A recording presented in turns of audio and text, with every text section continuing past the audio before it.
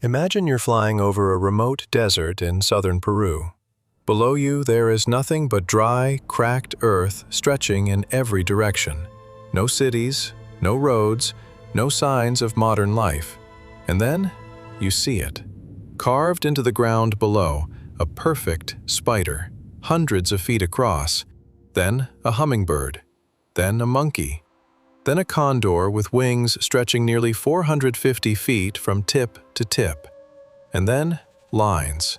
Thousands of straight lines cutting across the desert floor with geometric precision, some stretching for miles without a single deviation. These aren't natural formations. Someone made these. Someone who had no aircraft, no satellites, no way to see what they were drawing from above. And yet, the designs are perfect. Welcome to the Nazca Lines, one of the most extraordinary, mysterious, and deeply debated archaeological sites on the planet. A place that raises a question nobody has fully answered. How did people living over 2,000 years ago create massive works of art that can only be truly seen from the sky? Think about what it means to dedicate your entire life to something you will never fully see. A farmer in ancient Peru spending decades scraping lines into the desert floor under a brutal sun. He will never fly above his work. He will never stand high enough to see the hummingbird he is creating. He will die never knowing exactly what his life's work looks like from above. That kind of faith, that kind of commitment to something invisible, is almost impossible for us to understand today. But it is the heart of what makes the Nazca Lines so haunting. The lines were created by the Nazca culture, a civilization that lived in this desert region between approximately 100 BC and 800 AD. They were not primitive people. They were skilled engineers, gifted weavers, talented ceramicists. They built an underground aqueduct system called puquios that still carries water through the desert to this day, 2,000 years after it was constructed. These were people who understood water, land, and sky in ways we are only beginning to appreciate.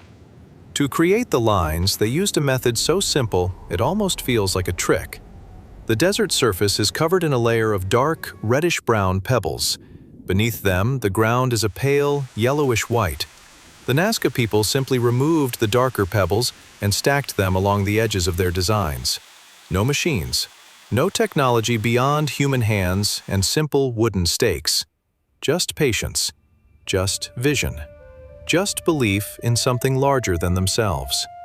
The designs fall into two kinds. The first are the figures, over 70 of them. A spider so geometrically precise it mirrors a rare species found only deep in the Amazon rainforest, hundreds of miles away. A hummingbird with wings spread in perfect symmetry, its beak pointing directly toward the spot where the sun sets on the summer solstice. A condor with a wingspan of nearly 450 feet, one of the largest ancient drawings ever found. A monkey with a spiraling tail whose curl may track the position of the Pleiades, a star cluster the Nazca people used to predict the rains. And then there is the figure that stops people cold, sometimes called the astronaut, a humanoid shape carved into a hillside, appearing to stare outward with large, round eyes, one hand raised toward the sky. Nobody knows what it represents, but something about it feels like a greeting, or a prayer, or a signal. The second kind of design is the lines themselves, thousands of them, and straight lines, perfectly, impossibly straight, running for miles across hills and valleys without a single curve. Modern engineers have measured them using GPS.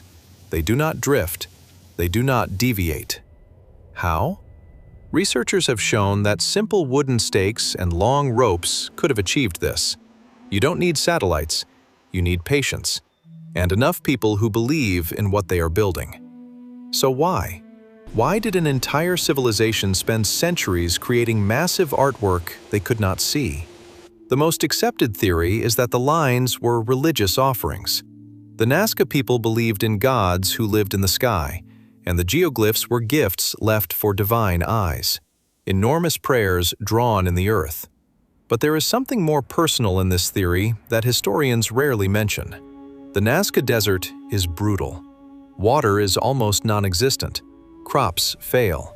Droughts come. Children go hungry. These were people living at the edge of survival in one of the driest places on Earth. And they looked up at the sky, at the sun that burned them, the clouds that never came, the stars that turned overhead in silence, and they decided to speak. Not in words, in miles of line, in the shape of a spider that meant rain, in a hummingbird pointing toward the solstice, in a monkey whose tail tracked the stars that announced the floods. They were not drawing for tourists. They were not performing for archaeologists 2,000 years in the future. They were begging, quietly, beautifully, with everything they had. Other researchers believe the lines served as processional paths, sacred routes walked by priests and communities during ceremonies. You didn't need to see the hummingbird from above. You needed to walk its shape, to trace its wing with your feet, to feel, for a few hours, like you were part of something vast and divine. And then there is the theory that refuses to die no matter how many scientists reject it. In 1968, a writer named Erich von Däniken suggested the Nazca Lines were landing strips, built by ancient humans to guide returning extraterrestrial visitors back to Earth. The scientific community dismissed this immediately, and yet the theory spread around the world, because it touched something people feel when they look at these designs. A sense that something this strange, this precise, this devoted to being seen from above, must have had a reason, must have been answered. In recent years, AI-powered analysis of satellite images has identified over 140 new figures that were invisible to the human eye. In 2022, a massive cat figure, over 120 feet long, was found on a hillside. It had been there the whole time, nearly eroded away, waiting quietly for someone with the right tools to finally see it. The more we look, the more appears. Today, the Nazca Lines are a UNESCO World Heritage Site, and the desert continues its silence. 2,000 years have passed. The lines are still there, undisturbed, unbroken, patient, drawn by human hands that have long since turned to dust, for eyes that may never have looked down. Or perhaps, for eyes that looked down every single night and saw exactly what was meant for them. We just weren't invited to know which.